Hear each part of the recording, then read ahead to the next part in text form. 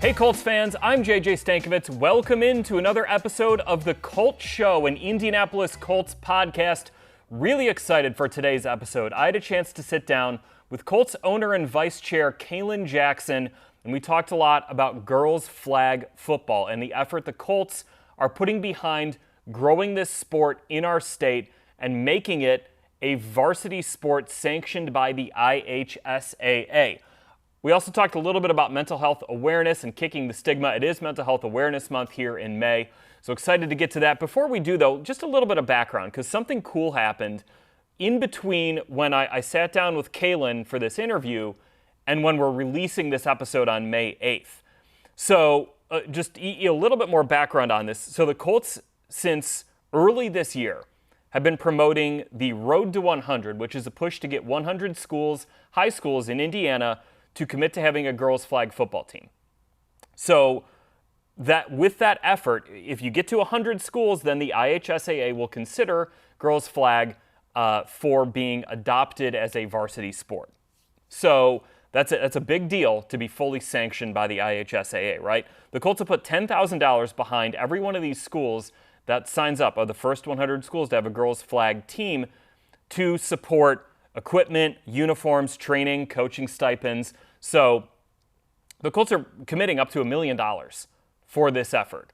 And you'll see in my conversation with Kalen why it's so important and really why it's authentic to the Colts to promote girls flag in this state. It's really neat. But all right, so the exciting things that happened, they actually happened this week.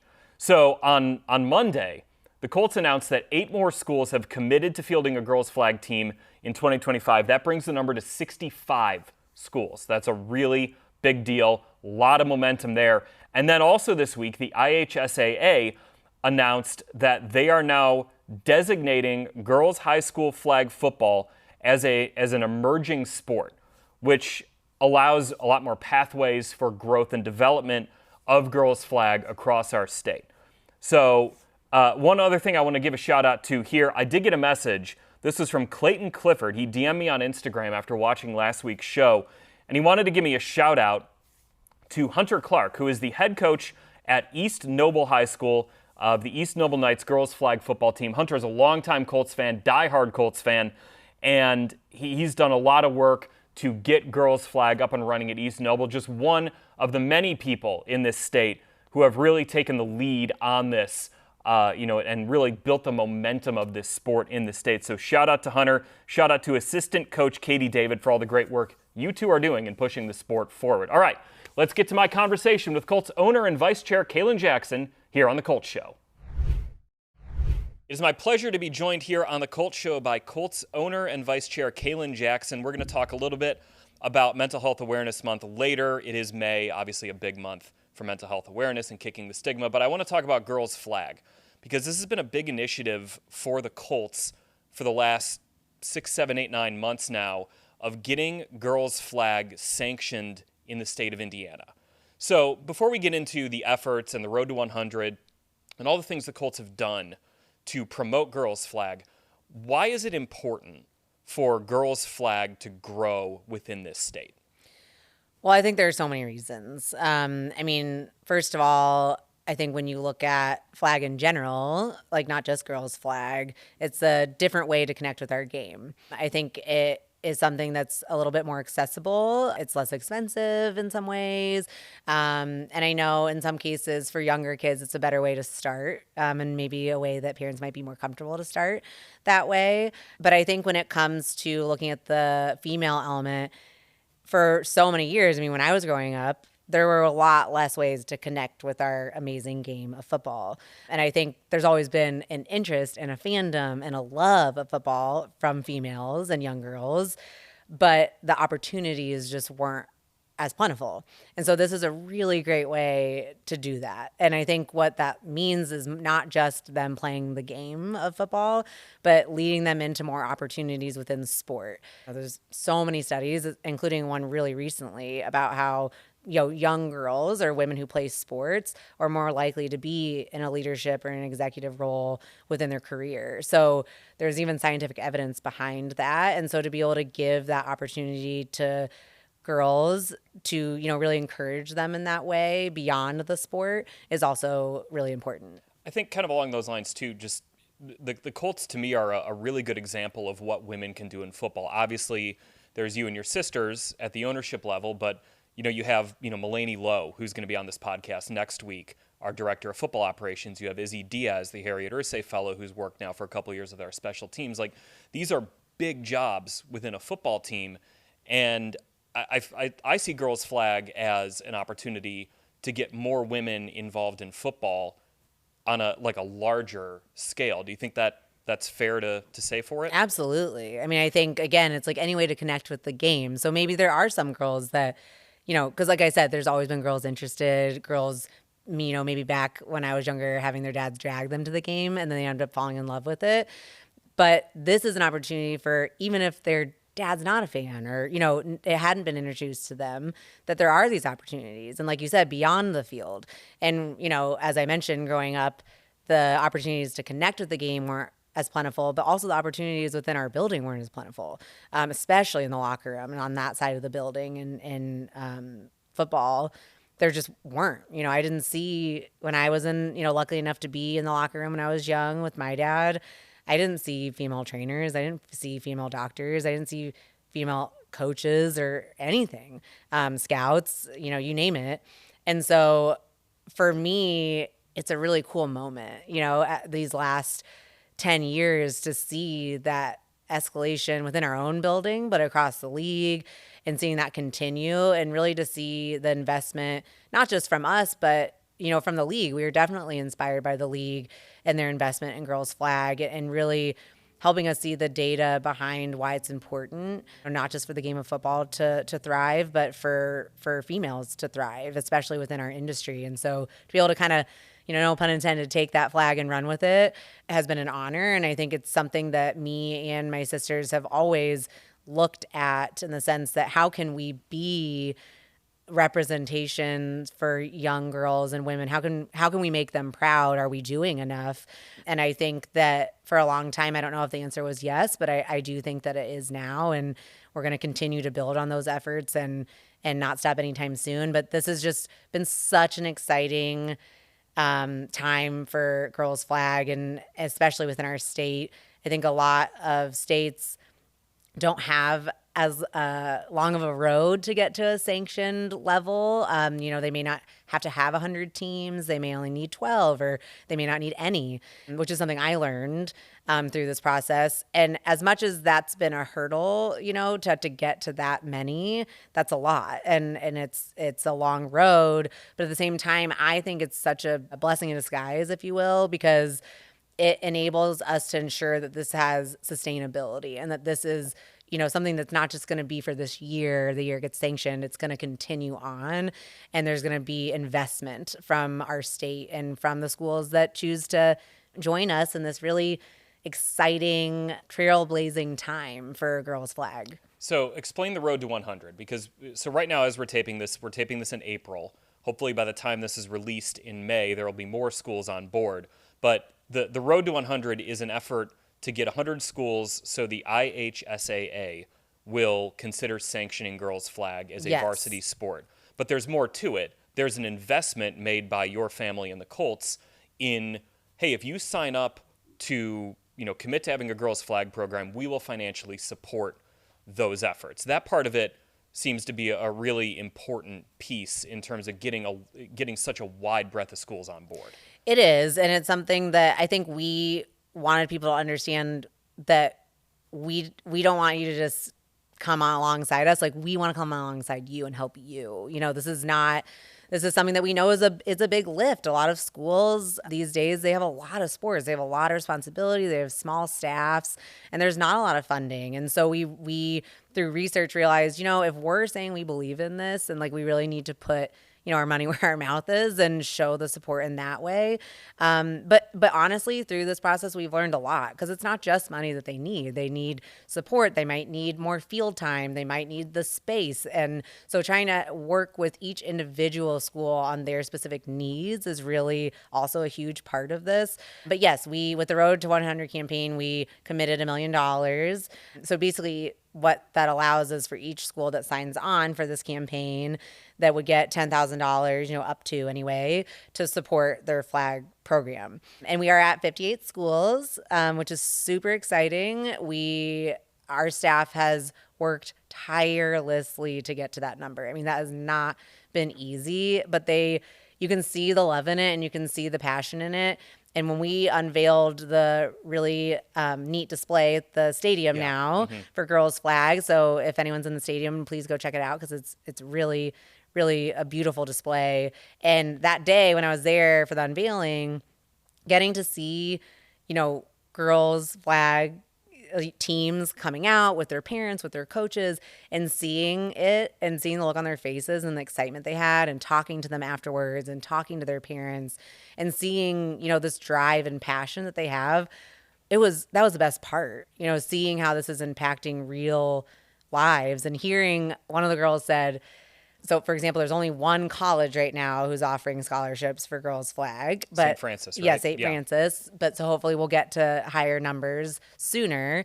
But she said, I'm going to get that scholarship. She was like, I'm going to, and if it's not them, hopefully by the time I graduate, there's going to be more than just those that I'm going to be able to get. So it's really, it's about so much. It's about what they learn from the game. It's about being active and being fit and learning leadership skills, learning teamwork, but it's also showing them they can dream for something bigger and seeing how not only that, they're the trailblazers. I was telling them like, you guys are going to get to say you were the first. You were the first ones to make this a sanctioned sport in your state. You were the first ones to get that scholarship at the school the first year they offered it. And to be able to feel like they're leaving like a legacy behind, I think was really cool to see. And you saw that it was more than just the game. You saw it was so much more than that for them. I talked to TJ Williams, who's the head coach at St. Francis for girls flag, about offering those scholarships. And it's so cool to see an additional path to college exist through girls flag. And something he really, emphasized to me is that this is a wave it's not just in Indiana, but it's across the country. And you don't want to be caught behind the wave. And I think to your point, these girls who are pushing it forward in our state, leaving that legacy and being on the front of that wave is a really impactful thing. And I hope more schools get on board with it. And they say, hey, this is definitely worth it. I mean, you said right now we're at 58. That means we got 42 to go. Hopefully, again, by the time this pod comes out, it'll be a little less than that. But that path just seems so like such an incredible opportunity. And I know I'm kind of giving the sales pitch to you. You don't need the sales pitch at all here. But for our listeners and our viewers, like it really is something that I've kind of grown passionate about since I've learned about it.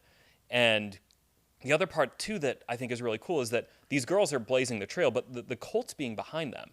Like, we are the biggest football brand in this state.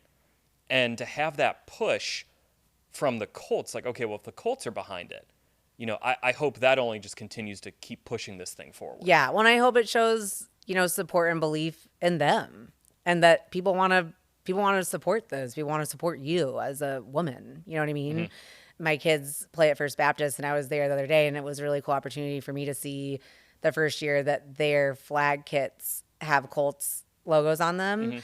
And it was a really cool thing because I was listening to one of the coaches talk to one of his boys, and he said, why are we all having Colts horseshoes on them? Why aren't they the different teams? And he said, well, because the Colts support us, and so we all wear it. But for me, it was so cool to overhear that conversation because that is what it's about. We support you. We support you in this journey. We support you in this effort. We support you in this passion that you have for this game and for the opportunities that it could lead to. And so I hope that it really does represent more than just, that $10,000 gift to the school to get it going, but really it's going to be a long-term commitment. Right. How can we help you as you move through this year? What else do you need?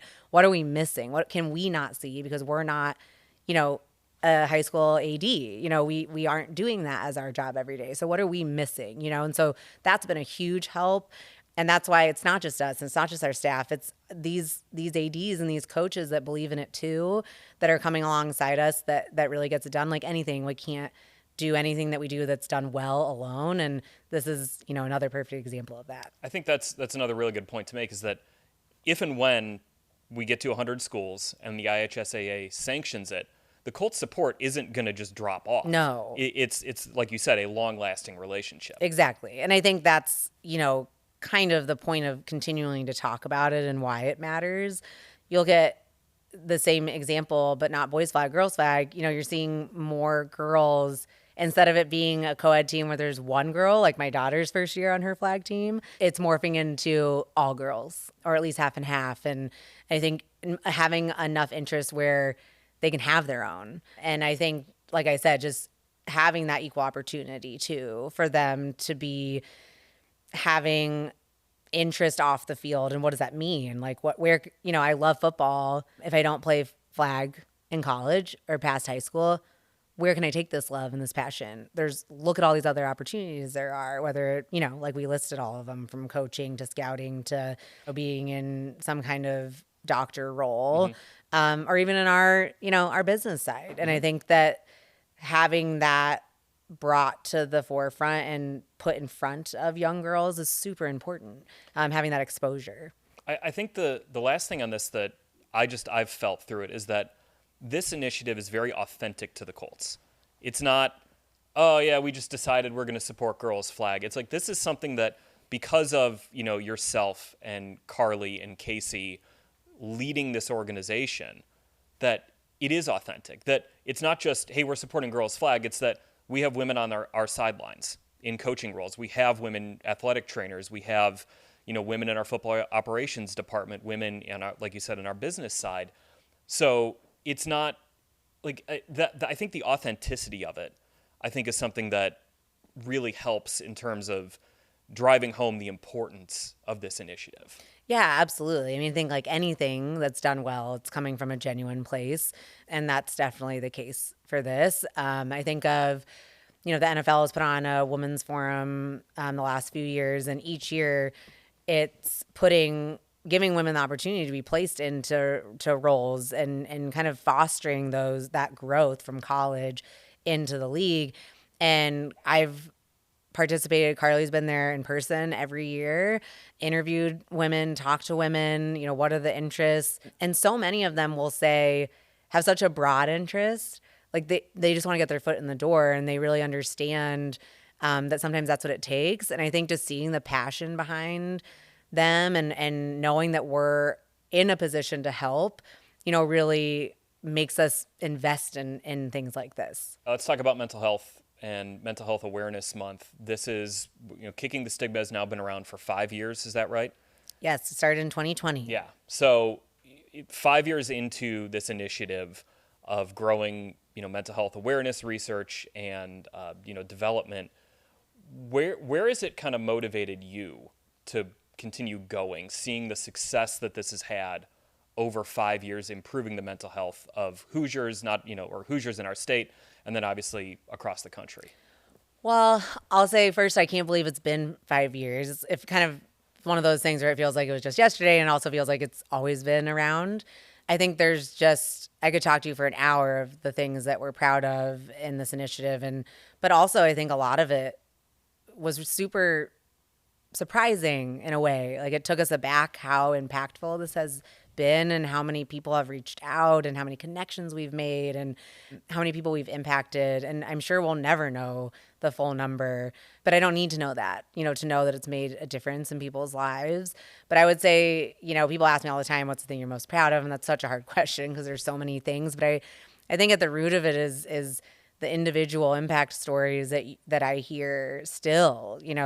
For those first couple years, it was endless letters, emails, calls of people that I had never met, sharing their deepest, darkest fears, secrets, stories. And I'll never forget those. And those have slowed down, but I still hear them. And I still think of the ones that were shared at the beginning. And I think for us, we wanted to bring this issue into the light and, not let it go back away into the dark, and have it be something that's continually talked about and not let up on that, because it can so easily slip away. And so really continually pushing for that reason, because this is still a huge problem. I saw an article the other day saying, kind of almost like celebrating like this tiny little uptick or downtick in suicide, but the numbers are still so staggering. And I think that's where we feel our role is to make sure that people are paying attention still. This isn't going anywhere. And I think that sometimes from COVID to, different things, people say that's why it was this way, but it was bad before COVID. We planned to have this initiative before COVID began, and the numbers just got worse.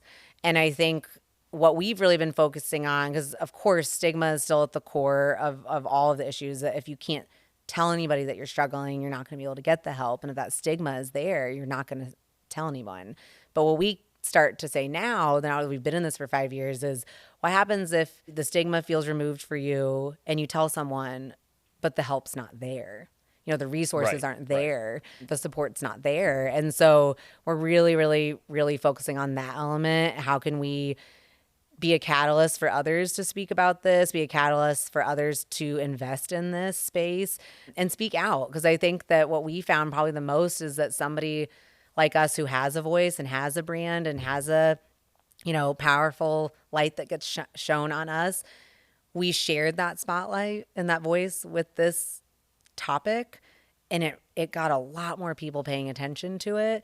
And I think that we hope that other people can see that. And we have seen that. We've had 2 teams in the NFL join us in our efforts in the preseason of the last 2 years with the Bears and the Cardinals. And we've had other local sports teams reach out and have us help them have a mental health awareness night to try to mirror what we've done with our games the last 3 years, and having players wear shirts, having there be messaging during the game. The list goes on and on. But I think the point is, every little thing that we do matters, and we try to be really strategic in what we do, how we do it, where does each and every single dollar go, and be very strategic about how we give and why we give to where we give, and how can we be in partnership with others. Because we know, again, like I said, all good things don't get done alone. We can't do this by ourselves. We can't be the only ones donating. We can't be the only ones talking about it.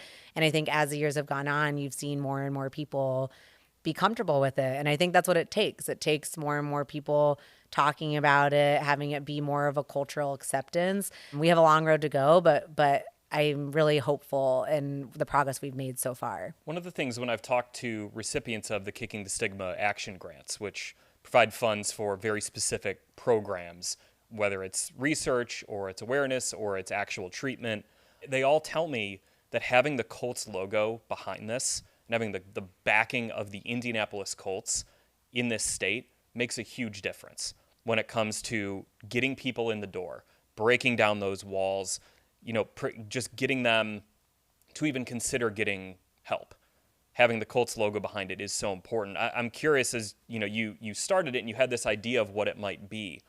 How have you sort of realized having the brand, the horseshoe behind this how much of an impact has that made on the mental health of folks in this state? Yeah, and that's, we love hearing from our action grant recipients. We have over 60 plus of them over the past 5 years, and that's not, limited to the number of places we've gifted, but out of the recipients, there's over 60. And I think you're right that when we started it, and I always like to tell people, the only reason we have the logo as a part of it is so that people might, because we've been told people pay more attention. And it's also just because our, efforts in the community have always been tied, as a family to the team. But it was never about, trying to, put the horseshoe, with this. It was always like just for what you just said. But I don't think we realized the impact that it would have and the way that it hit such a nerve in such a positive way with people. And I think a big part of it is our players' willingness to be a part of this and be open themselves, some of them, about what they've struggled with or what their loved ones have struggled with, or even just simply saying, we see you and it's okay. I'm not judging you. And I think the big piece behind that is, football players are really kind of our, common day Greek gods, this larger than life energy and something that you don't even know how you'd ever be able to be like that. You never know how you could ever be that strong or that tough and all that. And then to see them kind of take off the helmet, pull down that wall and be vulnerable is a huge impact. And showing, we talked a lot about with men especially is, redefining what masculinity means. Can you not cry and not be masculine? No. And kind of, can you not share your feelings and not be masculine? No. And I think that was a big part of this that we didn't realize how much of an impact it would have, is the players being so willing to be a part of this. And I think over time, it's been amazing to see how it's positively affected the locker room, positively affected our building, open doors and conversations that may not have happened before we started this initiative. And so, like I said, there's so many elements to it, internally, externally, so many different areas of mental health that we've affected. And then you go into every element of the community has an element of mental health. Mental health is tied to every single one of us. And I think giving that a space and permission for that type of conversation too, that there's a very large spectrum of mental health, and that, being proactive instead of reactive can really be a huge thing in this space. And I think part of that is talking about it, is opening those doors for conversations and allowing people to be comfortable and have the permission. And I always say, I don't mean it like talk about it on a podcast like maybe we are right now. Not everybody's comfortable telling their story that way, and that's totally fine. But it could just be telling your best friend, your mom, whoever it is that you're comfortable with. That can feel like climbing a mountain. But when you do it, I think everyone would say that on the other end is a brighter light. And, kind of allowing those conversations to happen is what we hope to be doing with every element that we do in Kicking the Stigma. No, it's really cool being an employee and seeing all the impactful stuff that goes on in the community between Kicking the Stigma, the Road to 100, all our other community initiatives that we do. It just, as someone who works for the team, it is really cool to see the positive impact that is being made by this organization. Kalen Jackson, Colts owner and vice chair, thanks for joining me here on the Colts Show. Thanks for having me. All right, back here on the Colts Show, and it's time for the Colts Show Mailbag. Remember, you can submit your questions to me on Colts.com/mailbag. You can drop them in a comment on the YouTube video of this podcast, or you can get at me on social media with your questions. I'm going to answer one question here on the podcast, and then a number of other questions on Colts.com in an article that'll be out on Thursday. Had a lot of really good questions this week. This one, though, comes from Cody Wilson from Indianapolis. Cody writes, based off the stock we have in the 4th overall pick, this is Anthony Richardson, and the $14 million we have given Daniel Jones, who on paper has the best chance of being the day one starter? I understand live reps in preseason will tell us a lot about improvements on past mistakes for both players. But based on knowledge we have now and the vibe around the staff and team, who could potentially be the day one starter? Dale York from Newcastle, Indiana asked a similar question about who I think the starting quarterback will be in week 1, and will there truly be a competition for the spot? So I kind of want to just reset here a little bit, because we've spent a lot of time talking about the draft. We spent a lot of time talking about, obviously, now, girls flag. Next week is going to be about the schedule release. But the thing that's looming over this season, this Colts season, is who's going to start at quarterback? And I think to quickly answer Dale's question, yes, there will truly be a competition. I think I saw some commentary of like, well, Colts brought Daniel Jones in, but they really want Anthony Richardson to be the guy. Whoever is the better quarterback out of these two guys is going to start. No matter if it's, well, he got all his stuff committed to Anthony because he's the 4th overall pick, or we committed this amount of money to Daniel Jones, it's going to be whoever's the best quarterback. But just a little peek inside this, because I think this is probably one of the most interesting things to me about this competition. So Anthony Richardson and Daniel Jones, they're both big and they're athletic. And you think, okay, well, they could maybe be kind of similar type offenses within what Shane Steichen wants to do. But here's where I'm really interested in where this competition goes. So over the last 3 years, Daniel Jones' average depth of target was about 7 yards beyond the line of scrimmage. That's not very far compared to guys who are maybe 7.5, 8, 8.5 yards beyond the line of scrimmage. It kind of tells us what we know. Daniel Jones did not push the ball downfield a whole lot when he was with the New York Giants. Anthony Richardson in 2023, his average depth of target was 7.5 yards. In 2024, it was 12.3 yards. So of Anthony Richardson's 348 career pass attempts in the NFL, 58 of those were targeted a receiver at least 20 yards downfield. That's 16.7% of those passes. Daniel Jones, from 2022 to 2024, and I took that range because that includes the 22 season where he was really good. The Giants made the playoffs. They won a playoff game. And then 22-23 where he had some issues and some struggles in New York. Of his 1,169 passes over the last 3 years, 65 of those were 20 or more yards downfield. That's 5.5%. So Anthony Richardson's played, 17 games in the NFL? He's targeted guys downfield on deep passes 58 times. Daniel Jones, in 3 years, only had 7 more of those passes. So that's just sort of a general overview here. I mean, look, we know it. Anthony Richardson pushes the ball downfield a little bit more, a lot more, than Daniel Jones here. Now, the difference separator here is on throws of under 20 yards. So when you're not throwing it deep, Daniel Jones completed 76% of his passes over the last 3 years. That's 23rd out of 74 qualified NFL quarterbacks per Pro Football Focus. Anthony Richardson, on those same throws, from 19 yards downfield to behind the line of scrimmage, completed 63% of his passes. That's 73rd out of 74 quarterbacks with at least 100 of those throws.